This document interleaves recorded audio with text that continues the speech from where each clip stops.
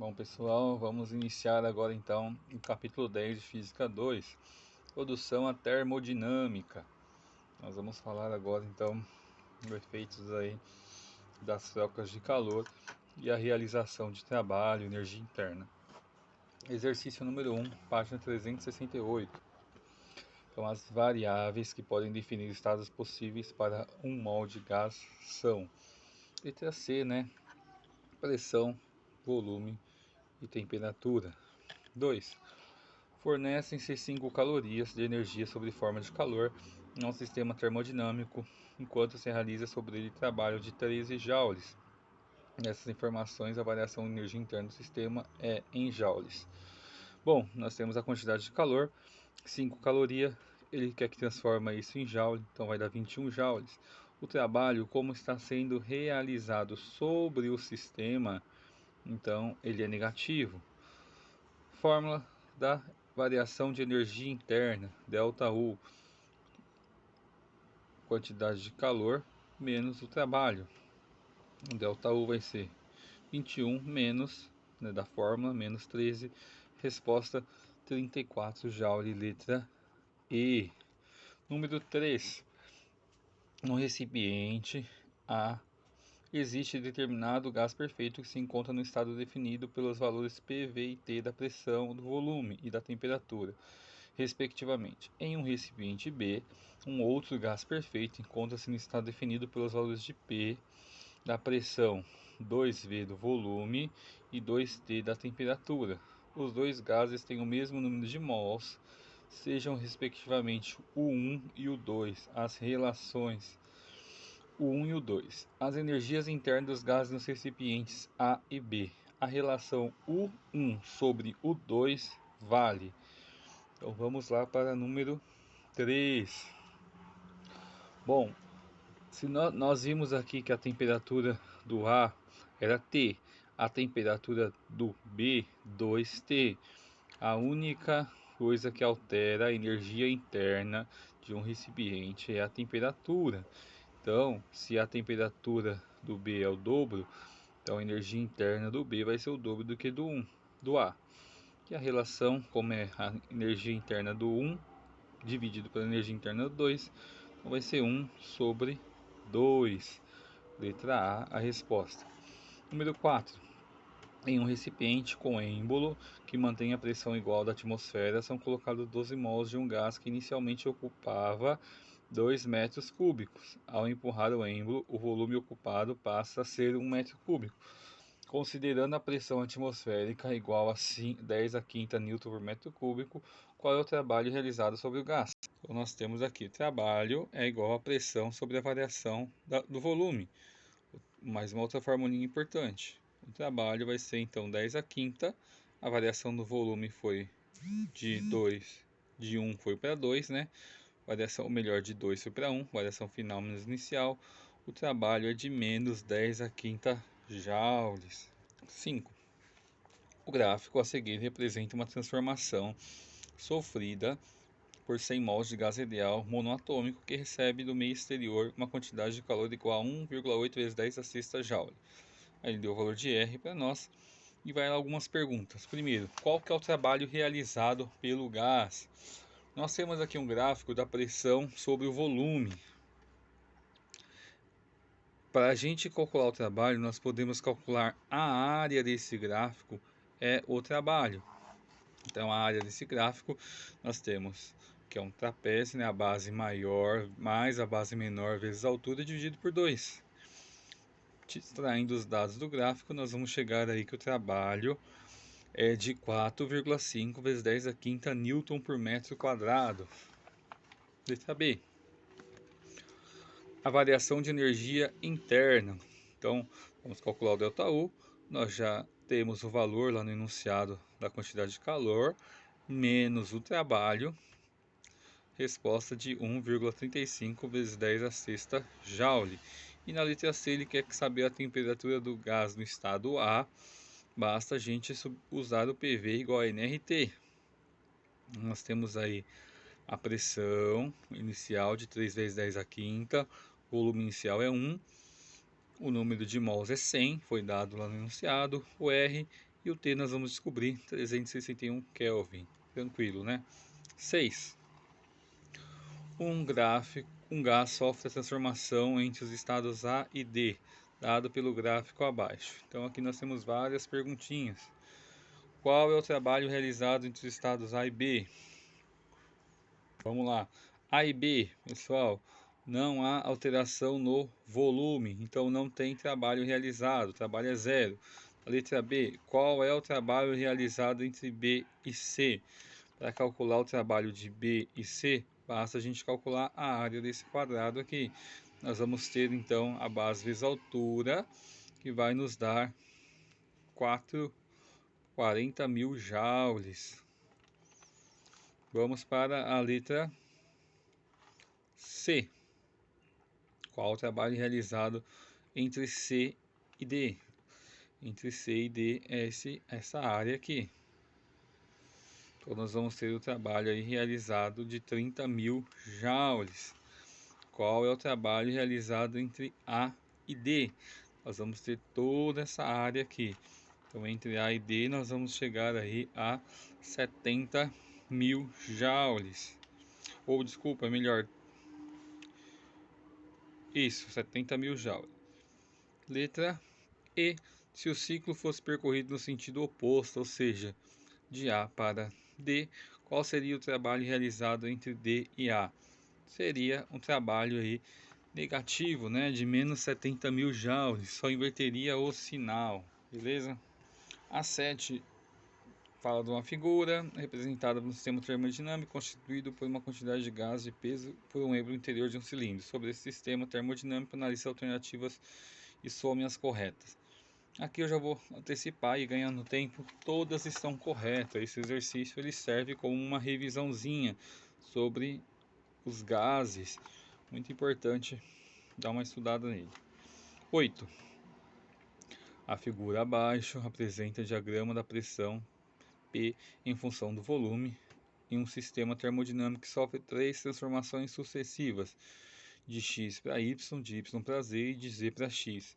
Qual que é o trabalho total realizado após essas 3 transformações? Então, nós vamos calcular aqui a área desse triângulo. Então, calculando a área desse triângulo, aí chegaremos a 1,6 vezes 10 a quinta joules. Isso dá como resposta para nós a letra B. 9. Sobre os diferentes tipos de transformações sofridas por um gás, por uma amostra de gás ideal, verifica-se que, resposta letra D, sempre ocorre troca de calor com a vizinhança em uma transformação isotérmica, né? Uma transformação isotérmica, a variação de energia interna ela é nula, portanto a quantidade de calor trocada é igual ao trabalho. 10. Um sistema termodinâmico realiza o ciclo ABCA, representado na figura a seguir. O trabalho realizado pelo sistema do ciclo é igual a, novamente, vamos calcular a área desse triângulo retângulo. Base vezes altura, dividido por 2. Resposta, 5 vezes 10 a quinta joule. Vamos dar a letra C. 11. Na montagem representada na figura, a chama faz o pistão deslocar-se para a direita, mantendo o gás e a pressão e a temperatura constantes. O volume e a pressão iniciais eram respectivamente 5.000 litros e 5 Newton por centímetro quadrado. O volume foi aumentado para 7,5 litros. A fração de energia da chama que o gás converteu em energia mecânica é em joule igual a. Então, pessoal, aqui nós temos o trabalho sendo realizado. Pressão vezes a variação da temperatura. Temos aí a pressão, a variação da temperatura. E nós vamos chegar na resposta da 11 a 125 joule, letra B. Um exercício bem simples. 12. Sobre um sistema, realiza-se um trabalho de 3.000 joule. Em resposta, ele fornece 500 calorias de calor durante o mesmo intervalo de tempo. A variação de energia interna do sistema durante esse processo é: primeira coisa, a gente vai ter que transformar a quantidade de calor. Se está fornecendo calor, o calor é negativo, 2.100 joules, né, já convertido. O trabalho também está realizando um trabalho sobre o sistema, o trabalho também é negativo, menos 3.000 joules, está no enunciado. Delta U, variação de energia interna é a quantidade de calor menos o trabalho. A nossa resposta aí vai ser de 0,9 vezes 10 a terceira joule ou 900 joule. Então 12, letra C. 13. Energia interna de um gás é medida da energia cinética média de todas as suas partículas. A energia interna contida em 6 mols de um gás monoatômico ideal a uma temperatura de 200 K é aproximadamente. Então nós temos aqui a formulinha de energia interna, né? A energia interna é 3 sobre 2, que é a constante de gás monatômico, vezes o número de mol, vezes R, vezes T. Então 3 sobre 2, vezes 6, vezes o R, vezes 200, isso vai dar 14.958, que dá 14,9 vezes 10 a terceira joule. 14. Assinale a alternativa correta em relação à energia interna. Resposta letra A. A energia interna de um gás é medida da energia cinética média das partículas do gás, né? Em processos isotérmicos não há variação de energia interna, só para lembrar. 15. A energia interna U de certa quantidade de gás, que se comporta como gás ideal contido no recipiente, é proporcional à temperatura absoluta T, e seu valor pode ser calculado utilizando a expressão U igual a 12,5 T. A temperatura deve ser expressa em Kelvin, a energia interna em Joule. Se inicialmente o gás está a uma temperatura de 300 Kelvin e uma transformação a volume constante recebe 1250 Joule, uma fonte de calor, sua temperatura final será. Então nós temos aqui, o exercício falou que a relação da energia interna é 12,5 T. Inicialmente, o exercício também nos disse que a temperatura está em 300 Kelvin, logo 3.750 Joule energia interna. Adicionando aí 1.250 Joule, a nova energia interna vai ser de 5.000 Joule. Agora, usando a mesma expressão do exercício, U não é 12,5 T, então se eu tiver 5.000 joules, qual que vai ser a nova temperatura? 400 Kelvin, letra C. 16. Um recipiente cilíndrico fechado provido de um êmbolo contém certa quantidade de um gás ideal, a temperatura de 10 graus Celsius. O gás ocupa um volume V0 e sua pressão é P. A partir desse estado inicial, o gás sofre uma expansão isobárica até atingir uma temperatura de 20 graus Celsius. A respeito da transformação descrita acima, é correto afirmar que, bom, como a temperatura aumentou e a energia interna também aumentou, portanto, o que é absorvido é maior que o trabalho realizado por ele. Então a resposta é a letra E. O calor absorvido pelo gás durante a transformação é maior que o trabalho realizado por ele. Beleza? 17.